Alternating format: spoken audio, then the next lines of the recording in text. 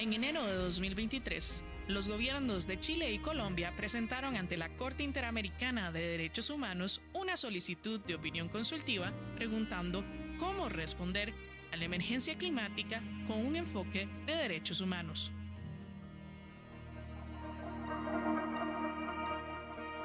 Así comenzó el proceso consultivo con mayor participación en la historia del tribunal. Se recibieron más de 260 observaciones escritas presentadas por alrededor de 600 actores, incluyendo estados, órganos internacionales, instituciones nacionales, representantes de la academia y la ciencia, organizaciones de la sociedad civil y personas defensoras de los derechos humanos. Para escuchar y conocer de cerca las preocupaciones y propuestas de las personas, la Corte viajó a lugares marcados por los efectos de la crisis climática. Barbados, referente del Caribe, recibió a la Corte y fue sede de la primera audiencia del 23 al 25 de abril de 2024. Allí, 60 delegaciones integradas por profesionales de la ciencia, activistas, juristas, personas de distintas generaciones de América, así como de Europa, Asia y África, alzaron su voz en un llamado común. La segunda audiencia se celebró en Brasil, del 24 al 29 de mayo de 2024, donde 116 delegaciones llegaron de diferentes lugares que se extienden desde Alaska hasta la Patagonia. En Brasilia, la niñez habló con determinación. Las infancias sienten ecoansiedad ante el contexto histórico actual e instaron a abrigarse con ecoesperanza. En Manaos, corazón de la Amazonía, fueron protagonistas los pueblos indígenas y tribales, quienes compartieron la profunda relación entre sus vidas y la crisis ambiental.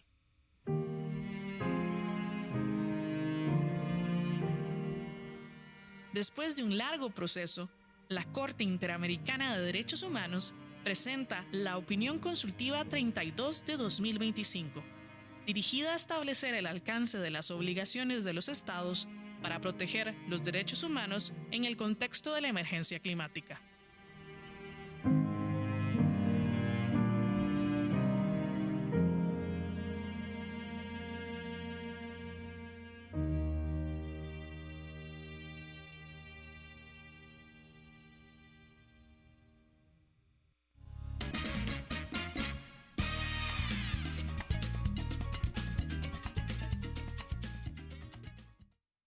Hoy nos tenemos el lujo de contar en el programa con Claudia De Win, una abogada dominicana internacional, medioambiental, y ella es CEO y directora ejecutiva del Instituto Internacional de Justicia y Sostenibilidad.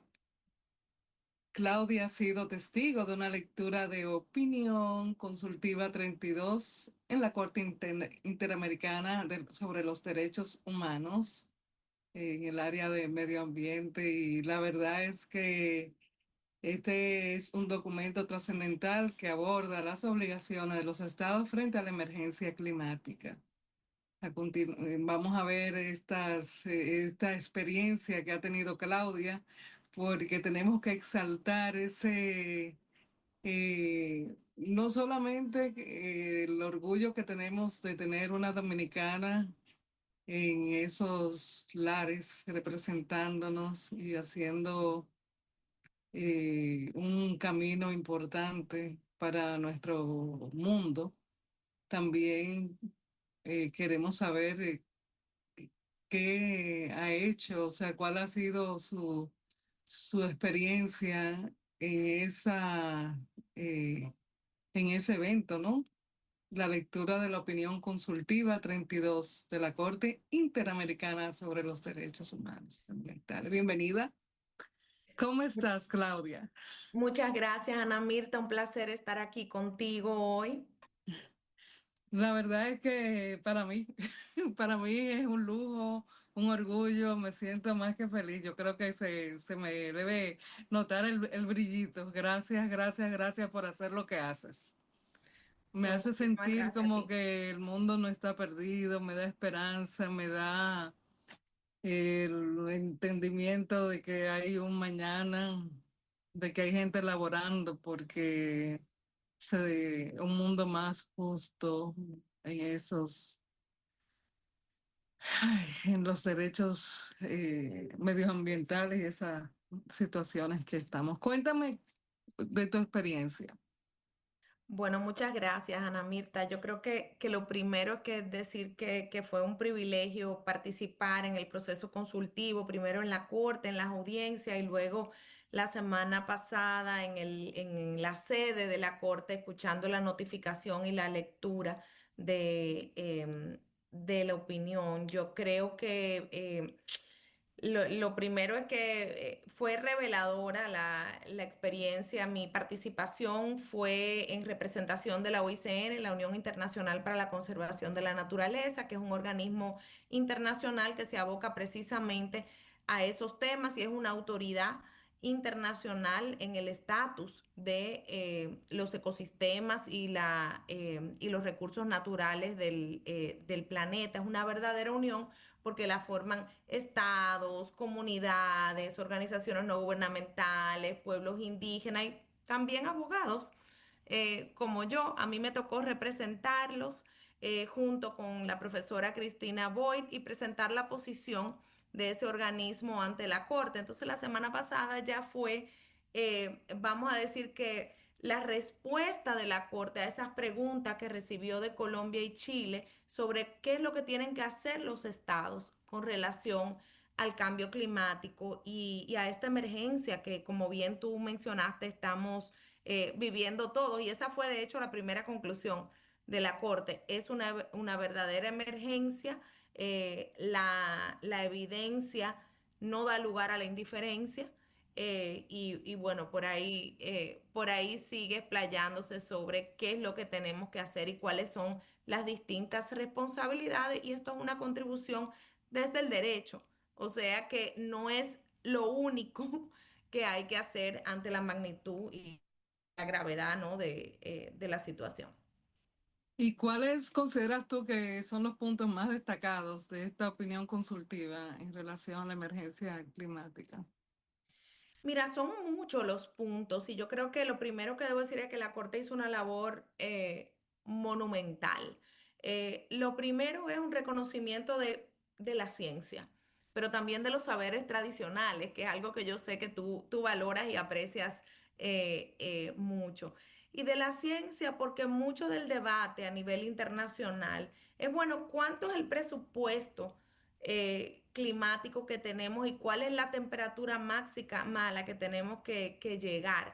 En el Acuerdo de París se habla de que tenemos que mantener ese nivel de 1,5 grados y realmente ya hemos sobrepasado ese umbral y estamos experimentando las consecuencias. Entonces, el reconocimiento de la Corte de que la mejor ciencia disponible ante la emergencia climática son los informes del Grupo Intergubernamental de Cambio Climático de las Naciones Unidas y que tenemos que guiarnos de lo que ellos han manifestado en sus recopilaciones con relación a los impactos del cambio climático, para mí es uno de los más importantes. Le sigue que la Corte dictaminó que es aplicable a todos los Estados miembros de la OEA porque considera que todas las fuentes que fueron analizadas del derecho son aplicables porque se relacionan con distintos instrumentos del sistema interamericano. Y un tercer punto sería el establecimiento o reconocimiento de un derecho a un clima seguro. Y lo que todo eso conlleva y después siguen toda la serie de obligaciones que aunque los estados tienen que cumplir en materia de garantía, respeto de los derechos humanos para garantizar no solamente el derecho al clima seguro, sino toda una serie de otros derechos como la alimentación, la vida, que también se ven afectados. Wow. En tu opinión, ¿qué tan importante es integrar los derechos humanos con los objetivos de mitigación y adaptación al cambio climático? Fundamental. Fundamental porque el cambio climático tiene un rostro hoy en día. O sea, nosotros vemos el impacto y este fue uno de los hallazgos de la Corte en su opinión, que los grupos y las personas en situación de vulnerabilidad se ven afectados en una mayor dimensión.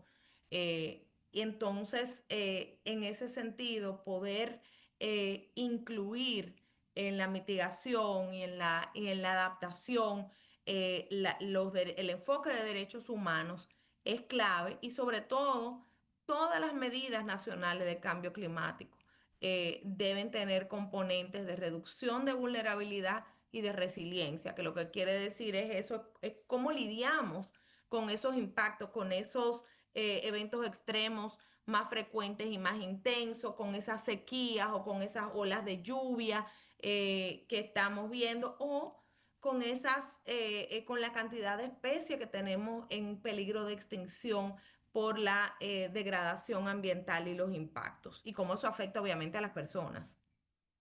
Wow. ¿Qué papel juega la protección de la naturaleza en la defensa del clima seguro, según lo establecido en la opinión consultiva? Bueno, me alegra que mi entrevistadora hizo su tarea. Ah, Eh, yo me puse para eso, primero porque me apasiona el medio ambiente, o sea, para mí es vital, de vital importancia, respeto a la tierra y he visto también muchas teorías, no, espero que no sea el caso, o sea, yo estoy aquí en las gradas, funciono como el pueblo, no, pero he visto también muchas teorías, muchas leyes que a la larga muchas de ellas no se le da seguimiento, no se cumple. También quería ver que eso, si hay algún método de seguimiento, yo no sé, o sea, no sé si es o sea, no es una pregunta malintencionada, yo soy como preguntando aquí en el pueblo, ¿verdad? No, muy bien. Mira, te cuento, por primera vez la Corte sentó una posición sobre la protección de la naturaleza y básicamente la protección de la naturaleza es uno de los elementos de ese derecho al clima seguro y lo considera indispensable para la garantía del derecho humano al ambiente sano, que en la República Dominicana lo tenemos constitucionalmente establecido. Entonces, llama a una interpretación conjunta por parte de los estados del principio pro homine y el principio pro natura y reconoce que en distintos países hay sistemas donde la naturaleza se reconoce como sujeto de derecho y distintas formas de protección de la naturaleza. Entonces tiene que haber un balance entre ese equilibrio ecológico y ese equilibrio en materia de las personas y del planeta. En cuanto a las medidas, o sea, la Corte dijo que esta emergencia solamente se puede atender con medidas de mitigación, de adaptación y medidas complementarias que no se limitan a medidas legislativas. Entonces, una de las cosas ahí importantes en cuanto al seguimiento es que todos los países que son signatarios del Acuerdo de París están ahora mismo en el proceso de revisar lo que se llaman sus contribuciones nacionales determinadas, que no son más que sus metas de cambio climático. Entonces esas metas se tienen que presentar para la conferencia de las partes de la Convención Marco de Cambio Climático que se va a reunir en Brasil en noviembre. Entonces, con esta nueva opinión consultiva, una de las cosas que la Corte hace es que dice los plazos para el cumplimiento de esas metas, la ambición en esas metas y esas metas tienen que estar incluidas en el marco normativo nacional. Entonces, como hay una obligación de comunicar las metas, hay muchos ojos mirando lo que está haciendo todo el mundo. Obviamente hay atenuantes, ¿no? Depende del contexto de cada país. En el caso nuestro, por ejemplo, somos un pequeño estado insular en desarrollo, consideraciones históricas sobre cuánto nosotros realmente contaminamos en términos de gases de efecto invernadero, que no es lo mismo que puede contaminar un país ya industrializado. Wow. Y en tu opinión, ¿cuáles son los pasos más urgentes que deben tomar los estados para cumplir con los estándares establecidos por la Corte? Bueno, precisamente yo te diría que lo más importante es tomar en cuenta esta decisión en el proceso de revisión de las NDC o contribuciones nacionales determinadas, pero a nivel sectorial, porque estas medidas nacionales van por sectores, teniendo en cuenta, o sea, yo creo que el enfoque de derechos humanos tiene que ser transversalizado. Y para países como el nuestro, que sufrimos más los impactos y no necesariamente somos el mayor o uno de los mayores causantes, tener en cuenta la resiliencia y la reducción de la vulnerabilidad en todas las políticas públicas de una manera transversal y considerando esos grupos en situación de vulnerabilidad. Bueno, nosotros, la verdad es que nosotros, esta generación anterior, y bueno, han habido mucho trabajo, pero nosotros como que no nos hemos cargado la tierra, como dirían los españoles. Lamentablemente, o sea, hemos hecho mucho daño y veo un movimiento muy fuerte queriendo reconstruir o mitigar todo lo que de momento ha ocurrido. Ahora, yo quiero saber cómo puede la opinión consultiva 32 influir en futuras conferencias climáticas como la COP30. Bueno, la COP30 es ese encuentro de las partes de la Ah, convención que se van a reunir en Belén en noviembre. Y yo creo que precisamente la forma más directa y para mí acompañado del que la opinión sea aplicable a todos los estados miembros de la OEA, es el punto más trascendental de esa opinión es el enfoque de derechos humanos integrado en las medidas nacionales y lo que los estados van a presentar en esas NDC, el enfoque transversal de justicia climática. Yo creo que esos temas, y a partir de ahí, concretamente, va a haber una incidencia en qué tanto se puede avanzar en la implementación o el logro del objetivo de esa convención marco que es prevenir la interferencia humana peligrosa en el sistema climático. wow. Bueno, la verdad es que Claudia, cuéntame un poquito de tu experiencia de trabajar con expertas como la doctora Boyd, Cristina Boyd, que has mencionado en tu... Vi un video muy lindo donde expresas tu satisfacción de haber participado en ese evento, ¿no? Cuéntame de tu experiencia personal un poquito y de qué es, también me gustaría saber qué se espera de los estados. O sea, la respuesta de los estados a esa moción. Bueno, gracias por esa pregunta. La verdad que la doctora Boyd es una mujer admirable, una profesional intachable y ella es profesora en la Universidad de Oslo en Noruega y una de las cosas de las que yo he aprendido muchísimo de ella es su rigurosidad en los aspectos metodológicos, en el análisis jurídico y también su liderazgo en la Comisión Mundial de Derecho Ambiental, que ella es la presidencia, la presidenta, al haber dado apertura a la participación, bueno, de personas como yo, que venimos de países en vía de desarrollo y que no es ese enfoque tradicional del norte para participar en estos procesos y demás decir que es una eminencia en los temas de cambio climático y la aplicación y el cumplimiento. Y junto con ella, ¿no? Me acompañaron un sinnúmero de expertos muy reconocidos en la región, Marcelo Cusillas, Mariano Castro, por decir algunos, porque es una lista larga. Wow, mira qué chévere, qué bueno. Y tú has sido docente, por lo que yo también investigué de ti en la universidad allá en... Bueno, yo soy docente, yo enseño aquí en Washington, enseño en American University, en Washington College of Law, mi cátedra es Derechos Humanos y Medio Ambiente, y también enseño en la Universidad de Salamanca, en España, donde enseño gestión de proyectos y sostenibilidad y responsabilidad. Entonces, esas son mis tus, cátedras. Ujú. Wow, qué lindo. ¿Qué tiempo tienes haciéndolas? Bueno, en esta vuelta, 5 años en American y 3 en Salamanca cumplo este año. Bueno, tú ves que los dominicanos cuando se aplican de verdad a hacer todo lo que hacen, lo hacen bien, perdonando la inmodestia, ¿verdad?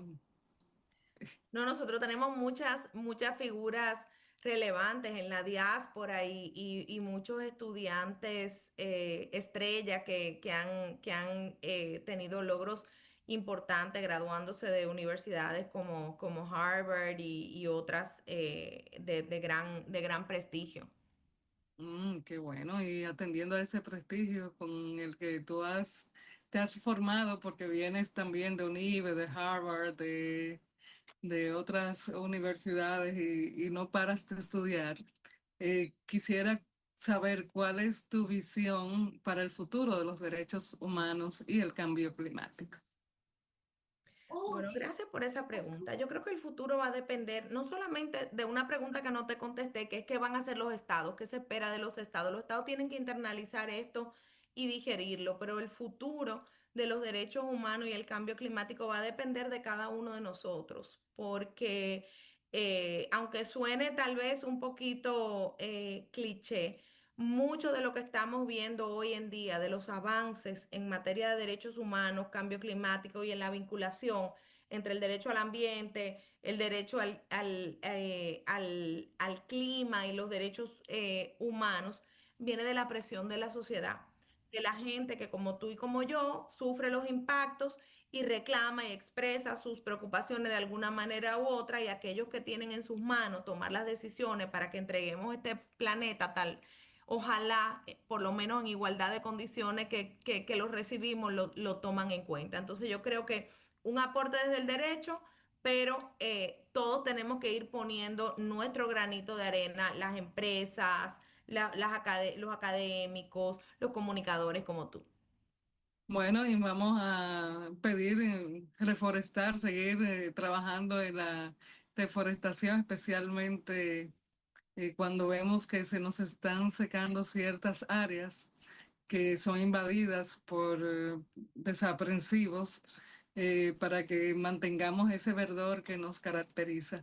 Claudia, ¿dónde podemos localizarte las personas que deseen alguna conferencia de tu parte, entrevistarte o estar más cerquita de ti y de tu saber? Bueno, gracias. Nuestras cuentas de redes sociales son @iijs oficial y la página web también ii-js.org. Bueno, pues gracias por haber compartido con nosotros y te deseamos éxito y agradecimiento total por lo que haces por todos nosotros, los humanos.